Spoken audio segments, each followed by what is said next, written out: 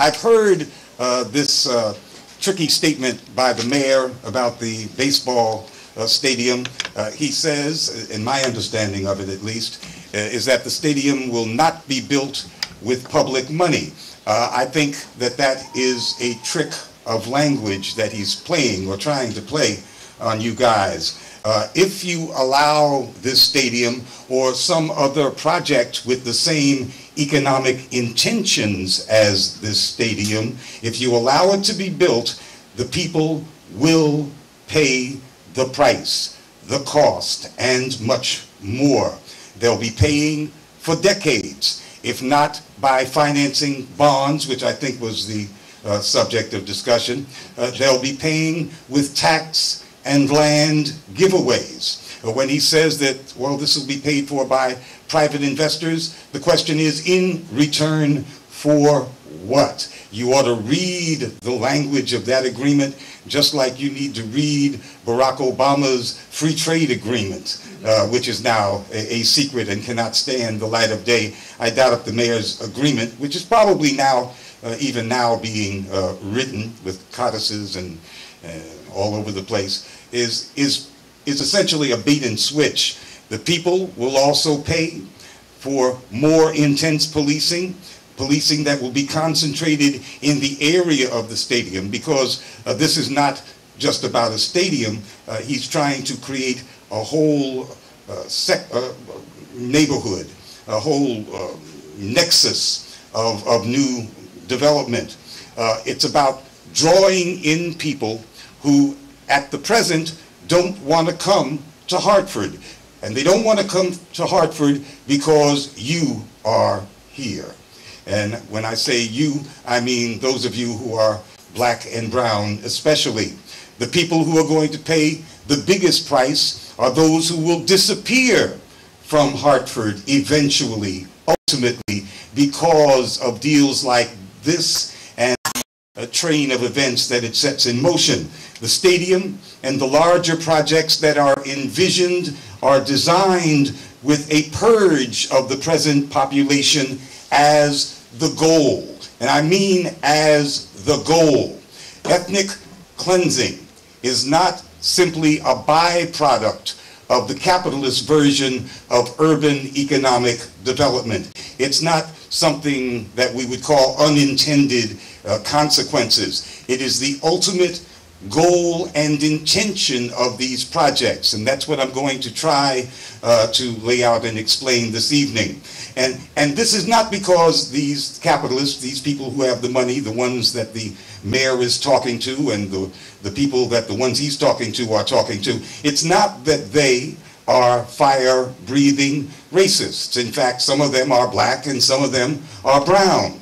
It is because the dynamics of racism in a capitalist society demands that people of color, and especially black people, be largely removed from an area as a condition of investment in that area. It's what lawyers call a sine qua non. All of this is done in the name of development, and that's a very useful term, this term development. It's like a mantra. We associate development with good things. Child development is a good thing. It's the stages that people go through on the way to becoming an adult. Nobody wants to be called underdeveloped, and I'm not saying anything about anybody's physicality. Nobody wants to be referred to as living in an underdeveloped country. Development is a positive term. It's considered a benign term. However, when a capitalist says the word, especially a finance capitalist, development becomes a weapon of class and racial warfare. In fact, economic development at this stage in the game under capitalism is in fact the battle cry of the bankers. This is what they holler as they come in to slay you. For them, in this battle, and they see it as a war, and that's why when you hear Wall Streeters talking about, I killed them, I slaughtered them, I massacred them, they really are serious in terms of the lethality of what they do. For them, you're the enemy, and they're going to make you pay for your own disenfranchisement, for your own marginalization, and finally you're going to pay for your own expulsion from this city. And it will always be because of what they call development, or sometimes redevelopment. And when they get really happy, they start talking about a renaissance. Renaissance is a magic word. It's designed to lull people to sleep, especially people of color, and especially people who are not doing well economically. It lulls them into a kind of optimistic sleep, and when they wake up, they've been displaced. They become refugees of capitalist urban economic development. So therefore, we need to examine this word development, which everyone bandies about, which you see all over the newspapers, and which you are led to assume is a good thing that nobody has any kind of argument with. We have to examine what do they mean by development, and what should we mean when we use that term. Activists have to live by this axiom. I'm going to say it very, very slowly. If there's anything of importance that I say this evening, it's this: no project can be called development that does not provide lasting benefits to the current existing population of a city. We're not talking about new populations, we're talking about the people who currently reside in the city. And if a project does not serve the lasting interests of the people who live in the city right now, it is not economic development. It is in fact part of a blueprint for expulsion of people. Now that is not a theory of mine. That's not a wild charge. It is in fact based on long experience. It goes back generations. It can be proven by anybody's set of numbers. And we can even go back to the 50s and 60s, and we see much the same phenomenon. Back then, people called it Negro removal. So we see it as a pre-black phenomenon. That is before black folks started calling each other black. Back then, this Negro removal, urban renewal they called it, it was primarily designed to keep black people away from the center of the cities. We're talking about the 50s and the 60s now. And to create highways and such that were in fact boundaries that tended to box black people in within those boundaries. A new way of saying, you know, they live across the tracks, only then it became they live across the highway that was built to in fact keep them from moving to the other side. Another method that was used back then was to build very tall public housing buildings, and that was designed to confine black folks vertically so that they would not spread out horizontally. But black folks kept on coming, and more importantly, white folks kept leaving the cities. And we see that white flight, as I'll elaborate on in a little bit, is not a phenomenon of post-riots, post-rebellions. It happened much sooner than that. I think that the white flight is more important than black folks kept coming, because the racial dynamic has everything to do with why capitalism, in terms of its investment in the United States, is now so inextricably tied to ethnic cleansing. We have to talk about the effect that racism has on capitalist relationships in order to understand why projects like the one we're discussing this evening lead inevitably to expulsion, or are designed to at least. White people's behavior, which in general is quite predictable, that is if you go by the numbers. I'm not talking about all white people. I'm talking about when you see the movement of groups of people. And white people are predictably predictable in their movements and in the choices that they make. Certainly, white people's behavior has a dramatic effect on the value of property. Race has tremendous effects on white American behavior. Racism pervades the decision-making process of white consumers of both private goods and public goods. Somewhere in there, there is a racial aspect to that decision when you look at the whole. White does not just convey privilege, it also conveys value in U.S. society. The added value of whiteness is embedded in things that are bought and sold in U.S. society. Now, so many people want to talk about racism as just a kind of prejudice and, well, I don't like that person, or they don't like me cause, and like that. But racism is so embedded in American society that it's also embedded in the transactions we make and what we think we have and what other people think they're going to make and the predictions that they make that cause them to make investments or to disinvest. Race is all wrapped up in that, sometimes in ways that we don't even notice because it's like part of the furniture. It's just there. It's just a fact. It's like hot or it's humid. Oh, it's racist. It's there.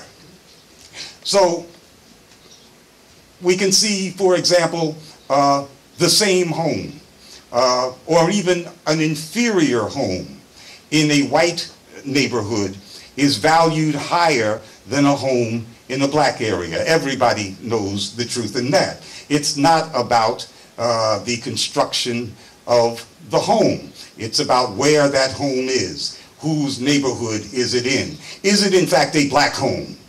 You see, because that's how it is going to be sold if it's in a black neighborhood, as a black home. And a black home is worth less than a white home because of its proximity to other black things. Race is embedded, it permeates our transactions. So the very presence of black folks does depress property values.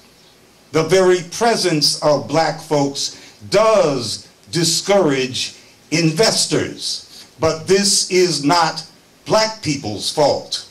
At root, it has very little, if anything, to do with what black people do.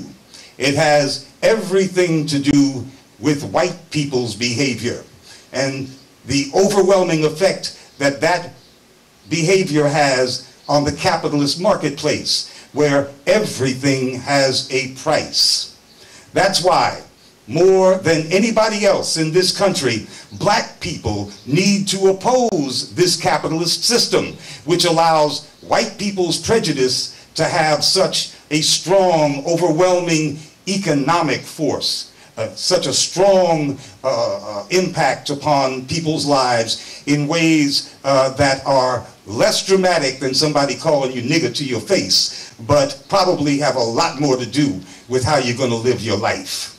Racism permeates the American economy, and I think in a little bit you're going to understand why I'm focusing on this. It doesn't just affect the price of homes, it determines, in fact, the viability of cities, which must whiten themselves up in order to gain the favor of capital. In this society, if you can't sell it, then it is worthless. If you can sell it, it's worth something. And if you can't sell the merits of a city because it's too black, well then in the marketplace, which rules in a capitalist society, the city is worthless. Worse than worthless, it's cancerous. It might be catching, you see, and spoil all the other assets. This is how insidious this is. It's sometimes very difficult to discuss this subject in black settings because black folks have always been told that they bring down property values. People have heard that all their lives. They are also told, however, that it is their fault that these property values come down. Black preachers tell their congregations that it is their fault, so they need to pray some more, and they need to dress better, and they need to behave differently and more like white people, so that the problem can really be boiled down to, again, black folks and their behavior. But that's not true, even if your preacher tells you it's not true. The real problem is that white people will go to great lengths not to share space with black people. And then they will punish black people for causing them all that inconvenience, like driving 2 hours from the suburbs to their job. So many white suburbanites, usually people of about my age, from places like Jersey City, New Jersey, which is where I'm from, are still angry at black people for running them out of the cities. Of course, nobody ran them out of the cities. They worked themselves up into an hysteria, and then they stampeded themselves out of the cities.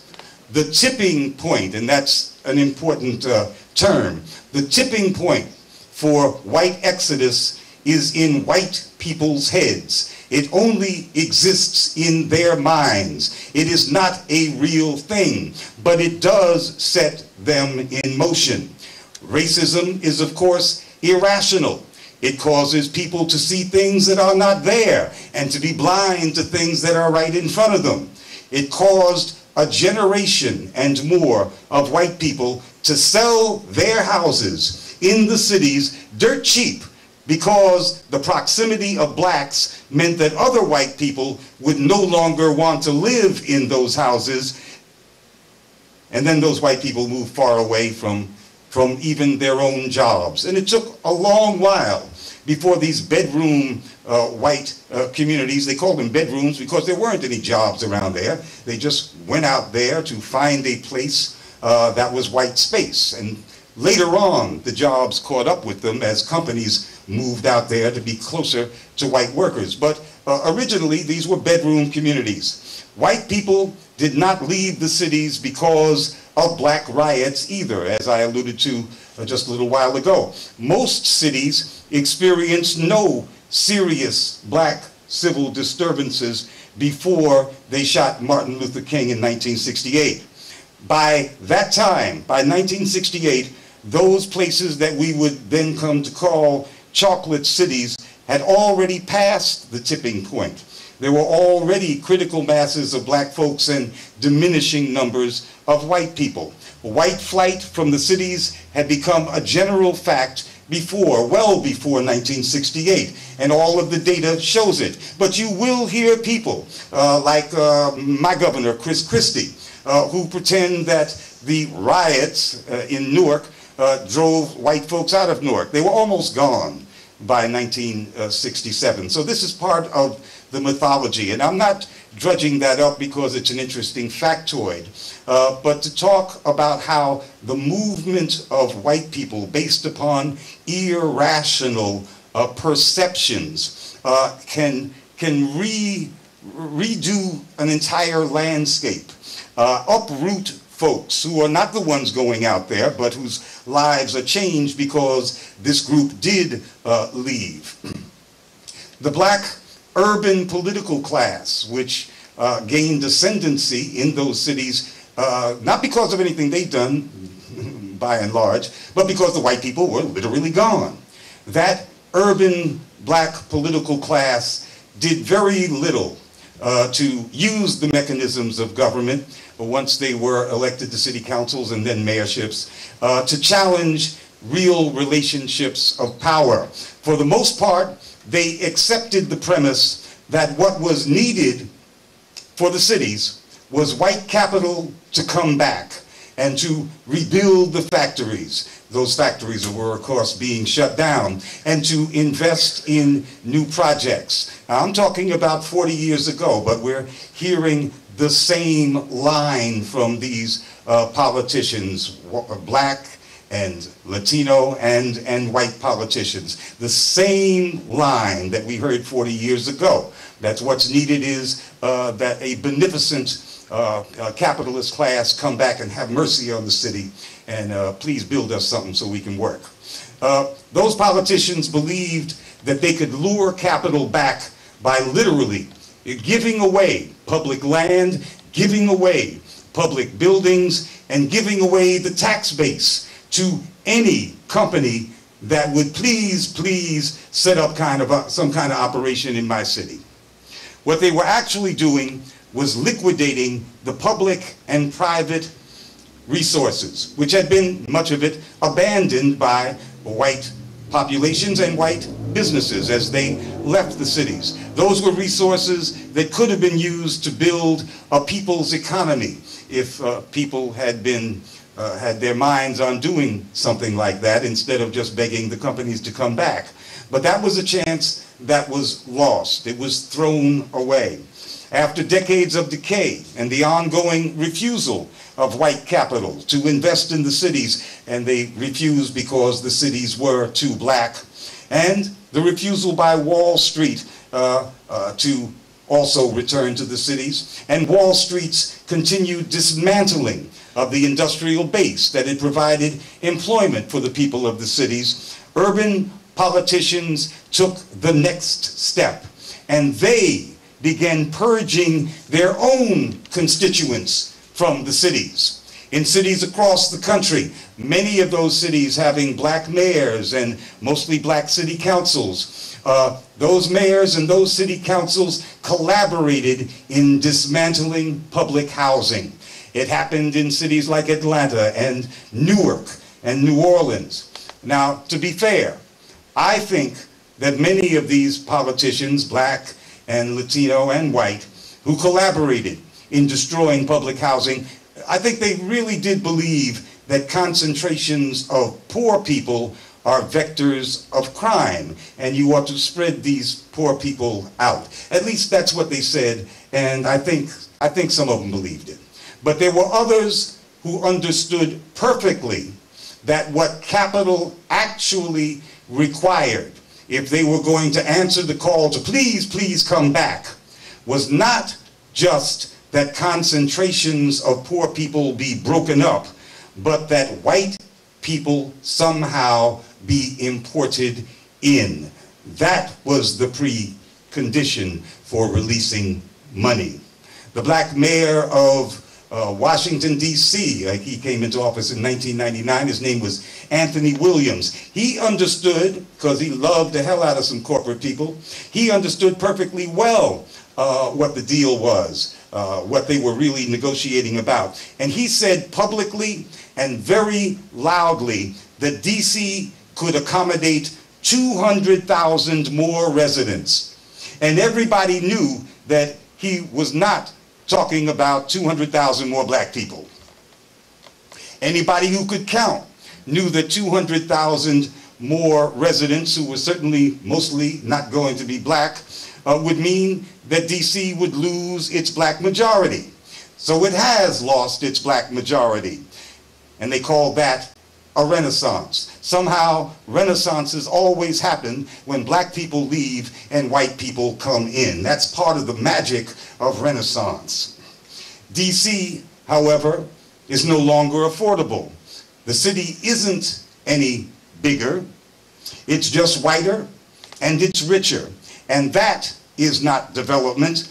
That's substitution of one population for another. DC doesn't have 200,000 more people than when Mayor Anthony Williams put out the call, y'all come. DC has about the same population, just a whole lot more white people and a whole lot more affluent people. And that's exactly what was wanted. And that's why the people that Mayor Fenty really answered to are quite happy with what's happened in DC. So when you look at examples that tell us, the signposts in the road that tell us where we're going, don't just look at Detroit and all the savagery that's going on there. Look at places like DC, where they have achieved in a limited way their goal, you see, by substituting population. That is what Renaissance is all about, substituting one people for another. In practice, that substitution is overwhelmingly about race. Now, a lot of people don't want to talk about race, and they prefer to talk about, well, it's poor people who just happen to be black. But that's not true. And in fact, we have examples that prove how untrue that is. Katrina gave away that whole game in 2005. The floodwaters was still in the streets. They hadn't collected all the bodies yet, and yet still the bankers and their urban planners, the people who are paid very, very well to draw schematics of a banker's dream, they were holding their own Mardi Gras in September, only days after the floods. They couldn't contain themselves. They were so happy. Hundreds of thousands of mostly black people had been made homeless. Now the people with money finally had the chance of a lifetime, the chance of their dreams. They wouldn't even have dreamed this, and there this thing fell on them. They had the chance to make a new city without all these black people. It must have seemed miraculous to them, and that's why they were laughing and cackling and embarrassing themselves and giving the game away by their exuberant displays of joy and happiness.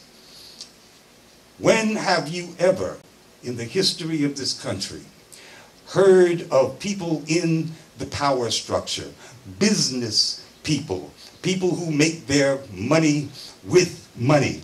When have you ever heard of them celebrating the shrinkage of a major city? Never. You couldn't make that up. It's always about more and more, and we've grown 10%, and we think we'll grow 10% for the next 10 years, and so everything's wonderful. Who, how, why would they celebrate the dramatic shrinkage of the biggest city in that whole region? But these people were overjoyed at the opportunity to get rid of so many black people, and it was not just an opportunity to get rid of poor people. See, when it flooded, it did not just flood poor people. It flooded most of black New Orleans. The powers that be did everything they could to prevent middle-class black neighborhoods that were hit by the flood from stabilizing. They were hoping that as many as possible of them would become demoralized and find some relatives or something out of town and leave and never come back, despite the fact that they had homes and property. They were still black. In the end, they, I mean the powers that be, succeeded in permanently expelling 140,000 people from New Orleans, most of them black. They also, along the way, as an added benefit, destroyed public education in New Orleans as we know it.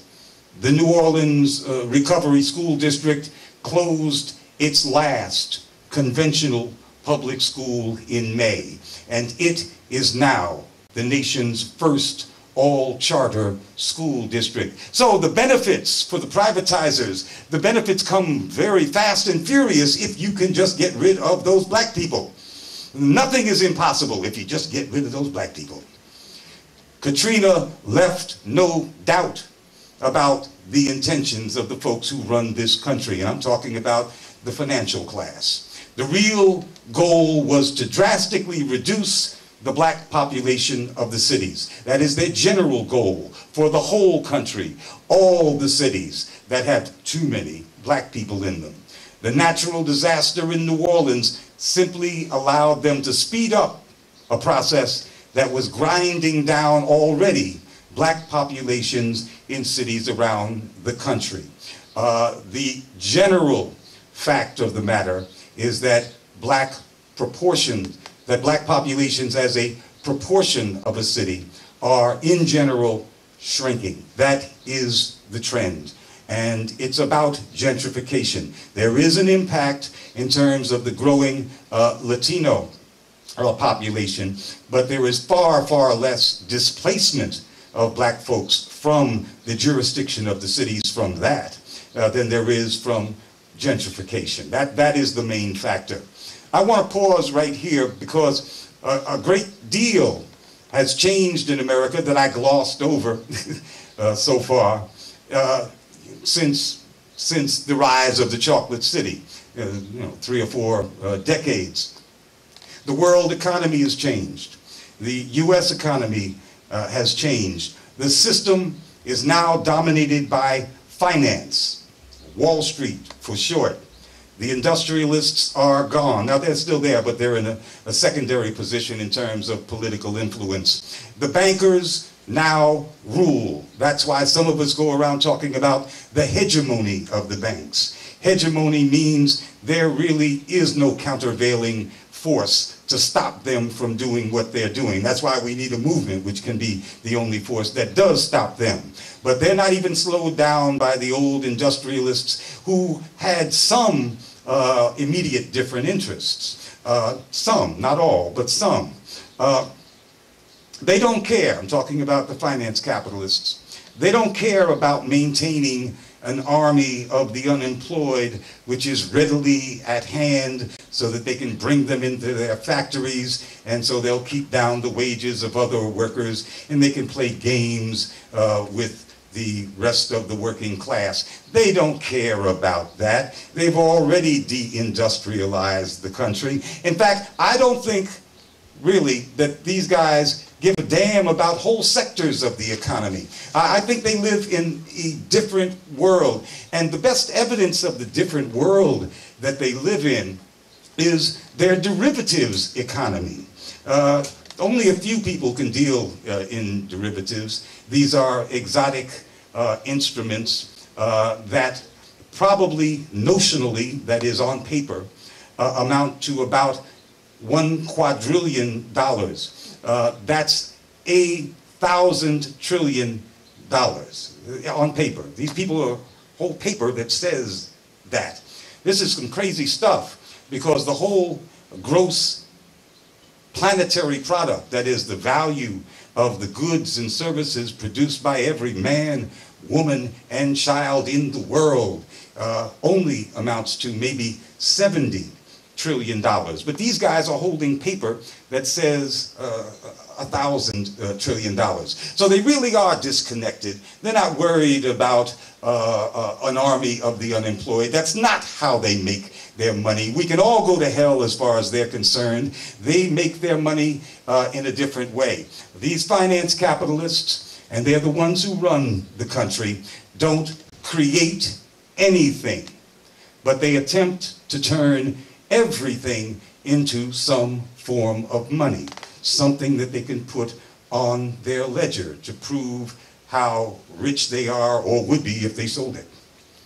Their obsession, the way that they reproduce themselves is by manipulating markets and by, and this is the important part, and by boosting the value of assets, the things they say they own.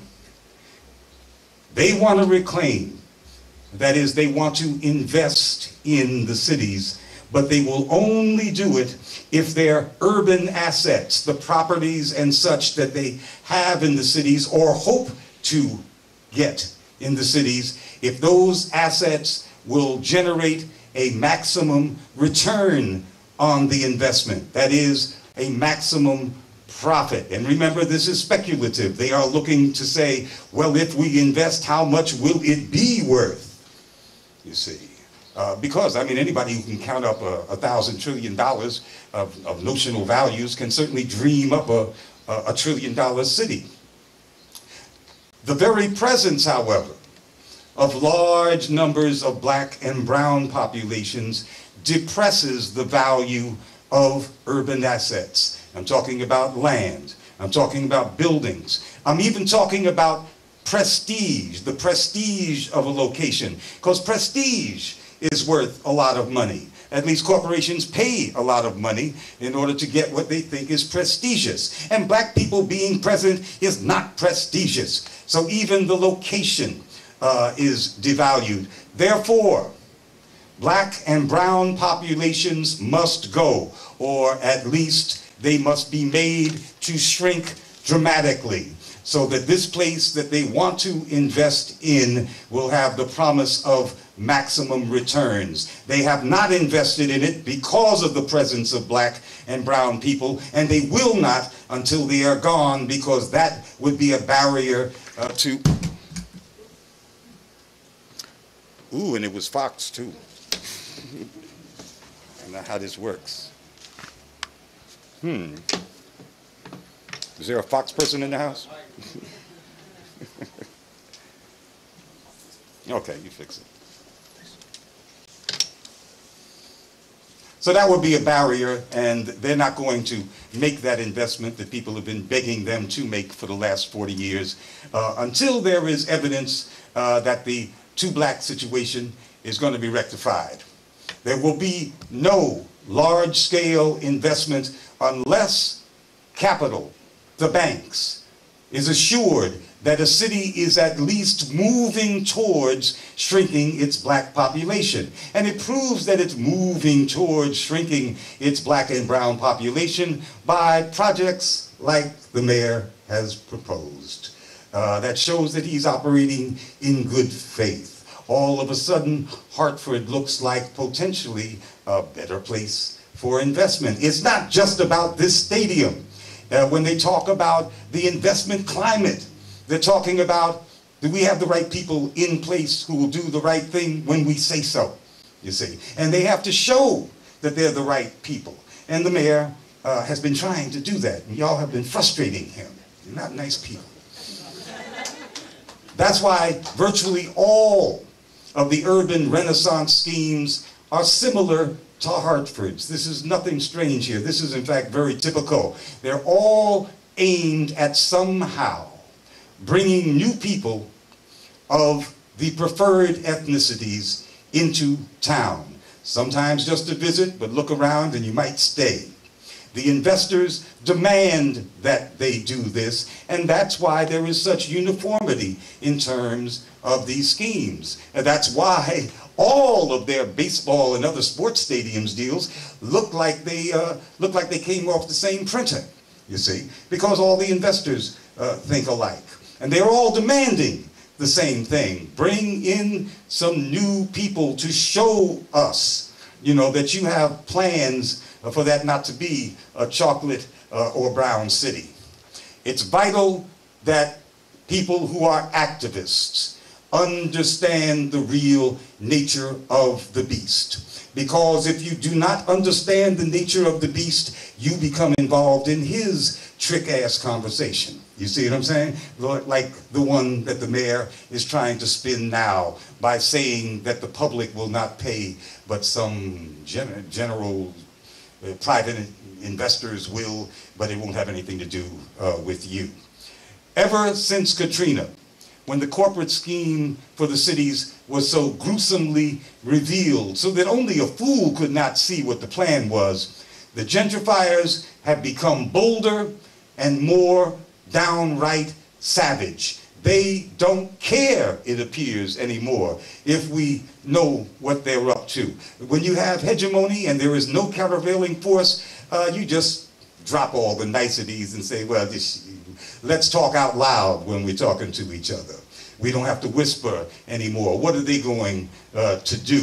Detroit has shown them for the racist, fascist dogs that they really are. That's because Detroit is the ultimate chocolate city. It's 82% black. It's 700,000 people. And it's worth trillions, literally, trillions of dollars if only its land and its location and its natural resources were not devalued by the black super presence, too thick a presence. Michigan's governor and Wall Street decided that this would be a war without mercy. The war to somehow de-black Detroit. Boy, that they really have set their sights high. But it means that again, a war without mercy, no quarter. They could not, and they knew they couldn't, incrementally wear down Detroit's black population. It's too much of a supermajority, 82%, and the rest of that 18% is not necessarily white either.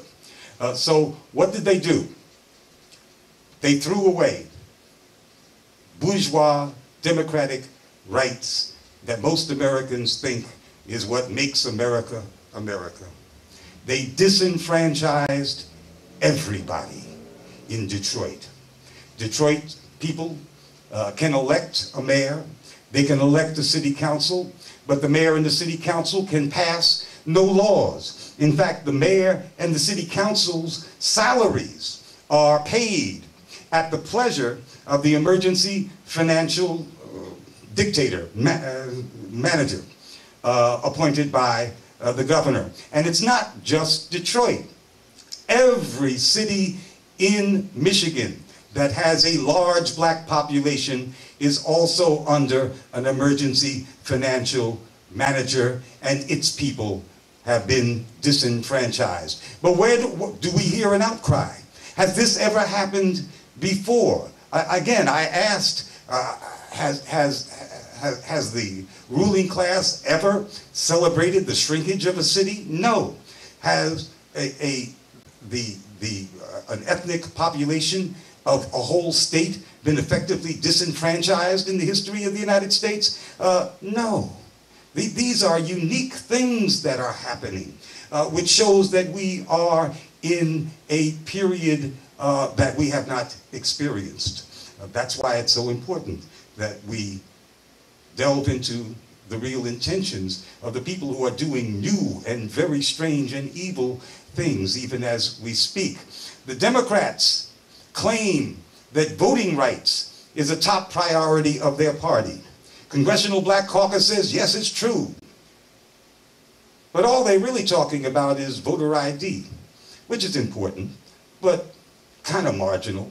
It's only important in states where the voting is very close. We're talking about maybe a percentage or two. But here we have in Michigan, 52% of the black population has been effectively disenfranchised, and you hear very, very little from the national blackness leadership class, and you hear nothing from Barack Obama. And Barack Obama has signed off on everything they have done in terms of the bankruptcy of Detroit, holding Detroit's not just feet to the fire, they're burning Detroit at the stake. And Obama has gone along with it. Not just passively, he signs off. He contributed federal dollars that were discretionary in exactly the proper place that he was requested to in order to match the philanthropic, those are corporate interests, the philanthropic contributions, and the state, that's the governor who did this, and his promises of contribution. So he's right in sync. He's right there. He's part of that machine. Why? Well, you know, the voters of Detroit and all these other cities in Michigan, they're not deprived of the right to vote for federal office, so they could still be in the Democratic column. And what does Obama care if they can effectively, if they've effectively been disenfranchised in terms of their local government? Obama signed off on this. It means that the national leadership of the Democratic Party has signed off on it. And of course, the Republican Party is quite proud of what they're doing. So when we talk about the viciousness and savagery of the bankers of Wall Street, we're talking about the Democratic Party as well. It is a servant of Wall Street, and once again, as always, it proves it. Detroit, we say often, is under siege, but that's not just you know, something taken from a book. More than 100,000 people in Detroit have had their water cut off. That does sound like the sieges of old, where an army would surround a city and cut off food and water. That's what they're doing. And yet where is the outcry of the black chocolate city? The black metropolis is under siege and being threatened with folks not dying of thirst, but you can't live a civilized life without water. Certainly, at some point, you're going to leave. And that is the point. They're under siege on penalty of more siege unless they leave. Can anybody doubt that what I said in the beginning is true? That the point of all this is to get rid of at least most of the black population. I haven't gone into the grisly details of what the bankruptcy proceedings in Detroit mean. The theft of the public resources, Belle Isle and all of that. I think that's accessible to most of you if you want to find out. What I wanted to talk about, and of course, the pensioners having to retire on a pension that actually meant a retirement in poverty, $20,000, and now it will be a little bit more poverty.